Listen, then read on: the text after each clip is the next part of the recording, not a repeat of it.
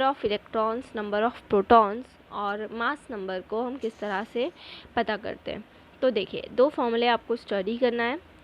सबसे first formula, atomic number जो होता है उसको Z से रिप्रेजेंट करते हैं और ये इक्वल्स होगा नंबर ऑफ प्रोटॉन्स और नंबर ऑफ इलेक्ट्रॉन्स के। किसी भी एटम के न्यूक्लियस पर जितने नंबर ऑफ प्रोटॉन्स होंगे उस पर्टिकुलर एटम्स के अंदर उतने ही नंबर ऑफ इलेक्ट्रॉन्स होंगे, और number of proton and number of electron atomic number को रिप्रेजेंट करेंगे। सेकेंड फॉर्मूला है मास नंबर के बेसिस पर। तो मास नंबर क्या होगा? मास नंबर का मतलब होगा number of protons plus number of neutrons. जितने नंबर ऑफ प्रोटॉन्स होंगे और जितने नंबर ऑफ न्यूट्रॉन्स होंगे, न्यूक्लियस पर दो चीज़ें मौजूद होती हैं, एक प्रोटॉन और एक न्यूट्रॉन, उनके नंबर्स को जब हम प्लस करेंगे तो हमें मास नंबर के बारे में मालूम पड़ जाएगा। तो ये दो फॉर्मूलेस के बेसिस पर हम यहाँ पर कैलकुलेशन करेंगे। तो फर्स्ट हमारा कैलकुलेशन है, calculate the number of protons, neutrons and electrons in bromine which atomic mass is 80 and atomic number is 35। तो हमें एटॉमिक नंबर दिया गया है, मतलब इस फॉर्मूले के अकॉर्डिंग हमें यहाँ पर Z की वैल्यू दे रखी है। ये हमारी Z की वैल्यू दे रखी है और Z की वैल्यू है 35। क्लियर? इसके अलावा हमें मास नंबर दिया हुआ है, तो ये फॉर्मूले के अकॉर्डिंग हमें A की वैल्यू यहाँ पर दे रखी है 80। अब first of all, number of protons is equals to number of electrons. तो 35 एटॉमिक नंबर है और एटॉमिक नंबर रिप्रेजेंट करता है नंबर ऑफ प्रोटॉन और नंबर ऑफ इलेक्ट्रॉन को। तो उस एटम में, ब्रोमीन के एटम में, नंबर ऑफ इलेक्ट्रॉन भी 35 है और नंबर ऑफ प्रोटॉन भी 35 ही है। अब हम लगाते हैं यहाँ पर मास नंबर का फॉर्मूला। तो मास नंबर हमको कैलकुलेट है और नंबर ऑफ प्रोटॉन हम एटॉमिक नंबर से निकाल चुके हैं। अब हमें नंबर ऑफ न्यूट्रॉन्स पता करना है। तो हम क्या करेंगे, 80 हमारा मास नंबर रखेंगे, नंबर ऑफ प्रोटॉन 35 लेंगे, 80 माइनस 35 कर देंगे तो हमारा हो जाएगा 45। तो नंबर ऑफ न्यूट्रॉन्स हो गए 45। तो प्रोटॉन 35, इलेक्ट्रॉन 35 और न्यूट्रॉन्स 45 हो गए हैं। Next problem is the number of electrons, protons and neutrons in a species are equal to 18, 16 and 16 respectively. Assign the proper symbol to species. Atomic number number of protons और number of electrons के equal होता है।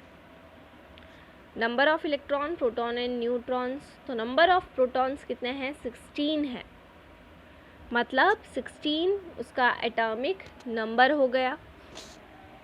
ठीक है, 16 क्या हो गया है? एटॉमिक नंबर हो गया है। और 16 एटॉमिक नंबर है तो वह एलिमेंट कौन सा हो जाएगा? वो एलिमेंट हो जाएगा सल्फर। 16 एलिमेंट है तो एलिमेंट हो जाएगा सल्फर। मास नंबर का formula number of protons plus number of neutrons होता है। तो प्रोटॉन की वैल्यू हम निकाल चुके हैं 16, और नंबर ऑफ न्यूट्रॉन्स क्वेश्चन में ही हमको दे रखी है 16 है।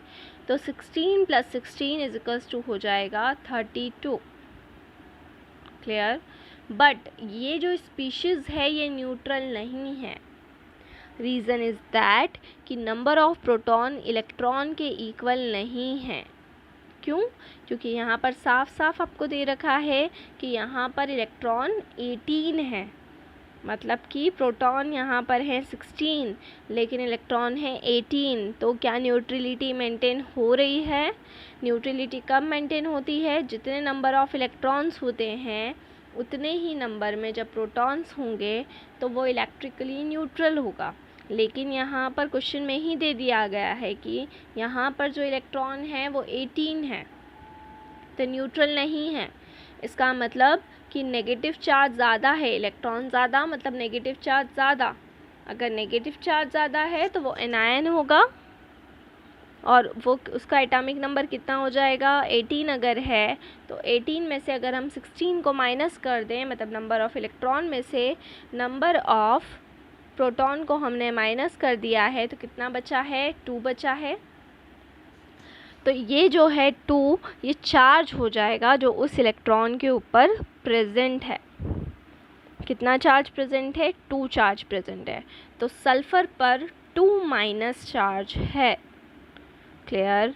और जैसा कि सिंबल से हम रिप्रेजेंट करेंगे, जो चार्ज है उसको ऊपर रिप्रेजेंट कर देंगे, मास नंबर को ऊपर रिप्रेजेंट करना है लेफ़्ट साइड पे, और नीचे की साइड पे एटॉमिक नंबर। क्लियर।